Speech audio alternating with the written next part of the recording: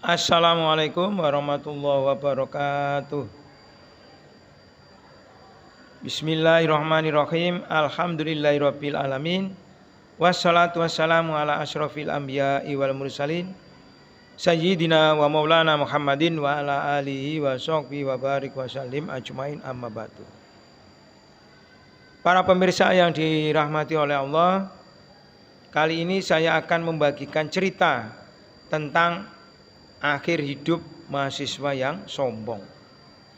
Tapi sebelumnya marilah kita senantiasa memanjatkan puja dan puji syukur kehadirat Allah Subhanahu wa taala atas limpahan rahmat, taufik, hidayah dan lain-lain yang telah diberikan pada kita sekalian sehingga kita masih diberi oleh Allah umur yang panjang. Alhamdulillah. Diberikan kenikmatan iman, senantiasa percaya kepada Allah, dan diberikan kenikmatan Islam, senantiasa beribadah kepada Allah. Diberikan kenikmatan ihsan, senantiasa berbuat baik. Nikmat yang lain berupa kesehatan baik lahir maupun batin. Sementara saudara kita ada yang meninggal dunia, semoga diampuni segala dosanya dan semua amal baiknya diterima oleh Allah Subhanahu wa taala.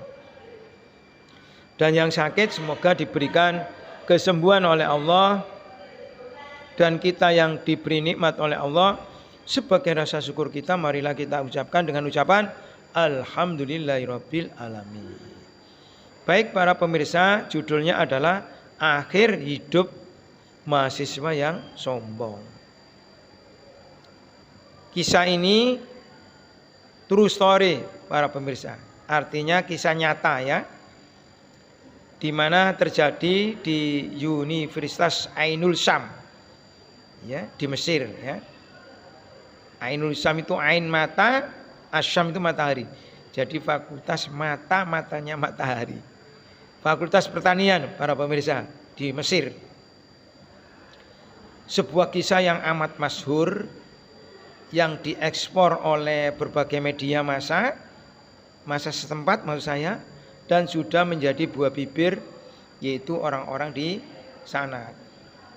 Kisah ini terjadi pada tahun 50-an ya. Di sebuah halaman satu fakultas di Mesir, berdirilah seorang mahasiswa sembari memegang jamnya dan membelalakkan matanya ke arahnya, lalu berteriak lantang ya di depan teman-temannya ya ketika istirahat itu. Dengarkan ya teman-teman, jika memang Allah itu ada, maka silakan dia mencabut saya. Saya tunggu 1 jam mulai dari sekarang. Spontan saja para pemirsa. Teman-temannya pada tegang ya. Kok ada orang seperti ini menantang Allah ya. Ini merupakan kejadian yang langka dan disaksikan oleh mayoritas mahasiswa dan dosen di kampus tersebut ya. Menit demi menit ya berjalan dengan cepat hingga tibalah menit ke-60 alias 1 jam ya dari ucapan mahasiswa tersebut. Loh mana? Sudah 1/2 jam saya belum mati. Apa kata teman-temannya? Oh ya tunggu aja ya. Ayo mana? Ya Allah itu tidak ada kata. Mengetahui belum ada gejala apa-apa dari ucapannya, sang mahasiswa ini berkacak pinggang. Wah, berkacak pinggang itu mengkerik itu ya. Penuh dengan kesombongan dan tantangan sembari berkata kepada rekan-rekannya, bagaimana pendapat kalian? Bukankah jika memang Allah itu ada, sudah pasti dia mencabut nyawa saya? Para mahasiswa pun pulang ke rumah masing-masing.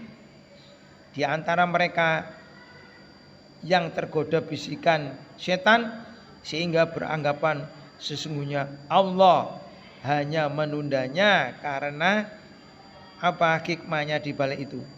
Akan tetapi ada pula di antara mereka yang menggeleng-gelengkan kepala dan mengejeknya. Sementara si mahasiswa itu yang lantang ini pulang ke rumahnya dengan penuh keceriaan, berjalan dengan angkuh seakan-akan dia telah membuktikan dengan dalil aklinya yang belum pernah dilakukan siapapun sebelumnya, bahwa Allah benar-benar tidak ada dan bahwa manusia diciptakan secara serampangan, tidak mengenal Tuhan, tidak ada hari kebangkitan dan hari hisab atau hari perhitungan. Dia masuk rumah dan rupanya sang ibu sudah menyiapkan makan siang untuknya, sedangkan sang ayah sudah menunggu sembari duduk di hadapan hidangan. Karenanya sang anak ini bergegas menuju ke wastafel ya. Ke wastafel ya, tempat pencucian tangan itu. Di dapur dia berdiri di situ sembari mencuci muka dan tangannya. Kemudian mengelapnya dengan tisu. Tatkala sedang dalam kondisi demikian, tiba-tiba dia terjatuh dan tersungkur di situ. Lalu dia tidak bergerak-gerak lagi untuk selama-lamanya. Ya, dia benar-benar sudah tidak bernyawa lagi. Apa sebab kematiannya? Ternyata dari hasil pemeriksaan dokter diketahui bahwa sebab kematiannya hanyalah karena air yang masuk ke telinganya. Mengenai hal ini seorang ulama dan cendekiawan yang bernama Dr. Abdur Razak Naufal berkata, Allah hanya menghendaki dia mati seperti keledai. Sebagaimana diketahui berdasarkan penelitian ilmiah bahwa bila ada air masuk ke telinga keledai atau kuda, maka ketika itu ia akan mati. Wallahu a'lam bishawab. Itu para pemirsa. Jadi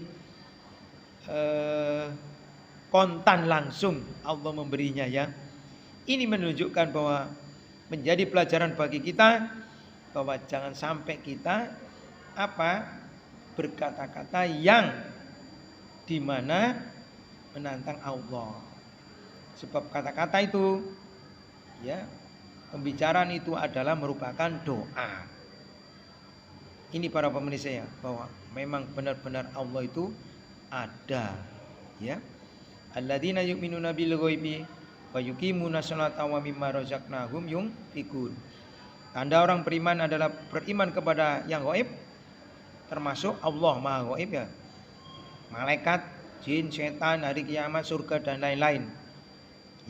Wa yuqimuna sholata dan mendirikan salat, wa mimma razaqnahum yunfiqun dan menerjemahkan sebagian harta di jalan Allah. Demikian para pemirsa yang dirahmati oleh Allah.